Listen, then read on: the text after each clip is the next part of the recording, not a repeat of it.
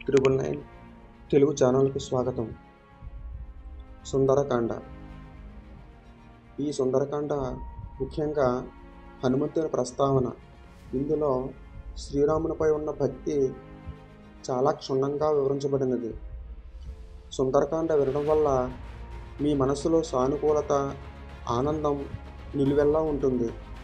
మీరు ఏ సమస్యతోనైనా ఇబ్బంది పడుతుంటే ఈ సుందరకాండ పఠించడం వల్ల శాంతిని, స్థిరమైన ఆలోచన శక్తిని పొందుతారు. సుందరకాండ హనుమంతుని యొక్క తెలివి, సాహసం, బలం, ధైర్యాన్ని వివరిస్తుంది. అలాగే ఆ సమయంలో జరిగిన అన్ని విషయాల వివరణ కూడా ఉంటుంది.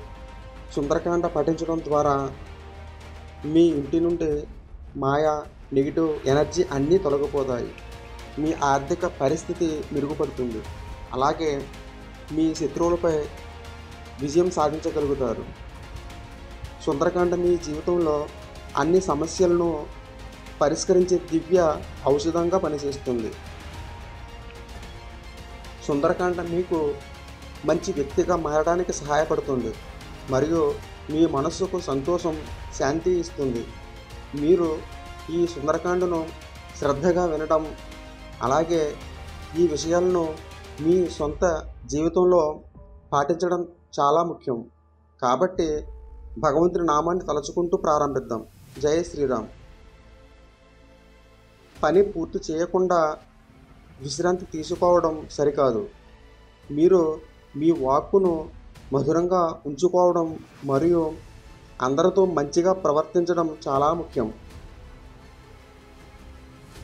సుందరకాండ ప్రారంభం గురించి మనందరికీ తెలుసు. జాంబవంతుడు హనుమంతుల వారు మర్చిపోయిన ఆ శక్తులను తిరిగి గుర్తు చేసుకోవడానికి సహాయం చేస్తాడు. దీని నుండి మనందరికీ తెలియని కొన్ని రహస్య శక్తులు మరియు మంచి గుణాలు ఉన్నాయని మనం తెలుసుకుంటాము. వాటిని సరైన సమయంలో గుర్తించడం చాలా ముఖ్యం. సరైన సమయానికి ముందు ప్రతి ఒక్కరూ తమ బలాన్ని గుర్తించడం చాలా కష్టం. అలాగే చెడు సమయాల్లో ఎవరో ఒకరి సహాయంతో ముందుకు సాగండి, లేదంటే జీవితం పట్ల నిరాశ కలుగుతుంది. మీరు ఉపయోగించినది అంటే మీలో దాగి ఉన్న సామర్థ్యాన్ని గుర్తించండి. అలాగే ఇబ్బందుల నుండి పారిపోయే బదులు వాటిని ఎదుర్కొనే అలవాటును పెంచుకోండి. జీవితంలో జాంబవంతుడు వంటి స్నేహితుడు ఉండడం ఎంత ముఖ్యమో కూడా ఈ సుందరకాండ నుంచి తెలుసుకుంటాము. మనతోనే ఉంటూ మన సామర్థ్యాన్ని కనుక్కోవడంలో మరియు ఉపయోగించడంలో మనకు సహాయపడేవారే మన స్నేహితులు. ఆయన కంటే గొప్ప రథసారథి మనకు లేరు. నమ్మకం మరియు విశ్వాసం ఈ రెండూ మనకు ముందుకు సాగడానికి ఉపయోగపడతాయి. హనుమంతుడు లంక ప్రయాణంలో ఎన్నో రకాల ఇబ్బందులను ఎదుర్కొన్నాడు. ఎంత కఠిన సమస్యలంటే ఆయన స్థానంలో మరొకడు ఉంటే వారి ప్రయాణాన్ని మధ్యలోనే ముగించి తిరిగి వచ్చేసేవారు. కానీ హనుమంతుడు అలా చేయలేదు. ఈ ప్రయాణ మధ్యలో మైనాక పర్వతం హనుమంతుల వారిని విశ్రాంతి తీసుకోమని అడిగింది. హనుమంతుడు అంగీకరించలేదు.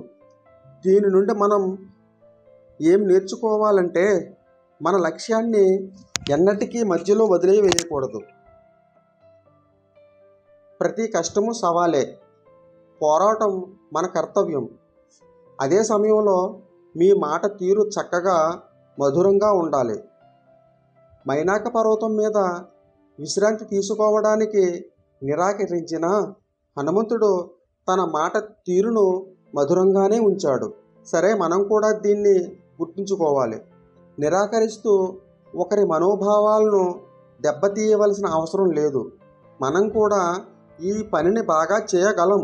మీ పనిలో ఎప్పుడూ అనవసర విశ్రాంతి తీసుకోకండి. ఇలా చేయడం వల్ల మీ పని అసంపూర్తి అయ్యే అవకాశం ఉంటుంది. బలంతో పాటు తెలివితేటలు ఉపయోగించడం చాలా ముఖ్యం. సుందరకాండలో శ్రీ హనుమంతుని లంక ప్రయాణంలో మార్గాన్ని అడ్డుకున్న సురస అనే నాగమాత ఉంటుంది. హనుమంతుల వారికి ఆహారంగా తీసుకుంటాను అని ఆయనను ముందుకు సాగనివ్వనని సురస అడ్డుకొని చెబుతుంది. ఈ సమయంలో కాదు, తనను ఇప్పుడు వెళ్ళనిమ్మని హనుమంతుడు అభ్యర్థించాడు. ఆపై తన ప్రయాణం ఎప్పుడు ముగుస్తుందో అప్పుడు తాను స్వయంగా సురస నోటిలోకి వెళ్ళి తన వాగ్దానాన్ని నెరవేరుస్తానని చెప్పాడు.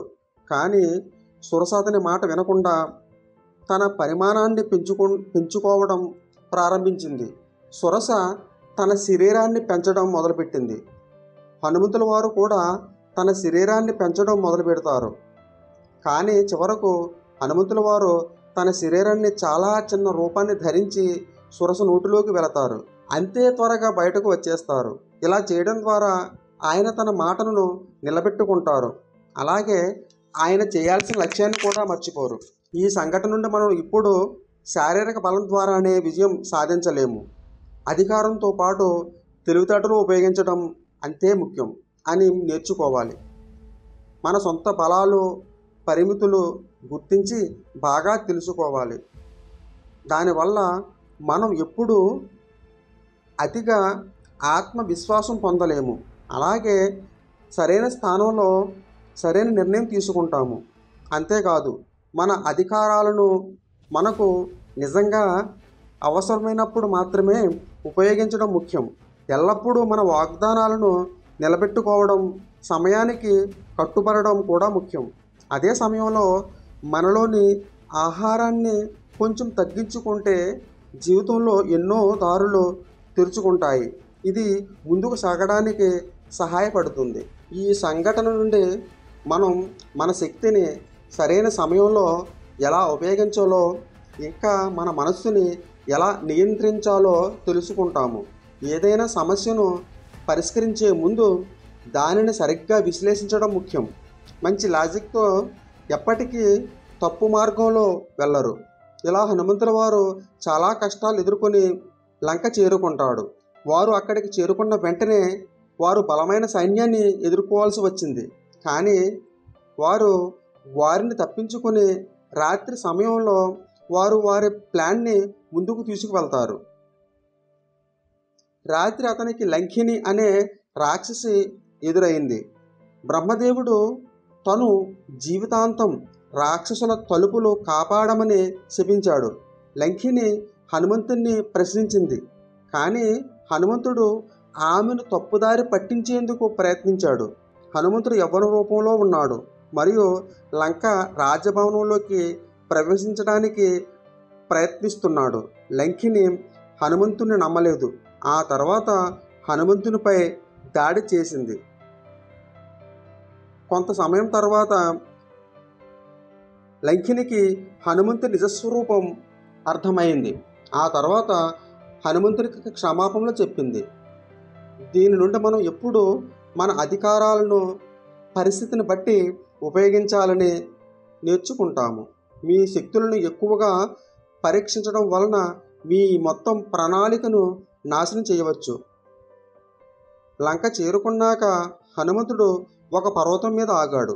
ఆ పర్వతం మీద ఆగిన ఉద్దేశం ఏమిటంటే, ఇంత పెద్ద నగరంలోకి ప్రవేశించే ముందు దానిని బాగా అవగాహన చేసుకోవాలనుకున్నారు. ఎందుకంటే ఇంతకు ముందు జరిగిన ప్రమాదాల గురించి ఆలోచించి జరిగే ప్రమాదాల గురించి సిద్ధంగా ఉండటం అవసరం. ఈ హనుమంతుడు తన రూపాన్ని సూక్ష్మ రూపంలోకి మార్చుకుని లంకలోకి ప్రవేశించాడు.